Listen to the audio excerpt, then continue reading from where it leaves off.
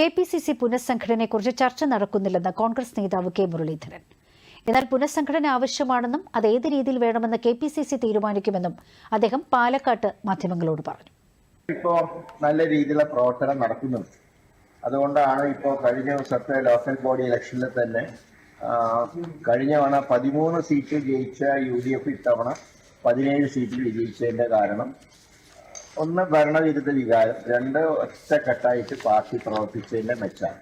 അപ്പോൾ ഈ രണ്ട് കാര്യങ്ങളിലും മുന്നോട്ട് പോയാൽ തീർച്ചയായിട്ടും അടുത്ത ഭരണം UDFന് ലഭിക്കും എന്നുള്ള കാര്യത്തിൽ സംശയമില്ല.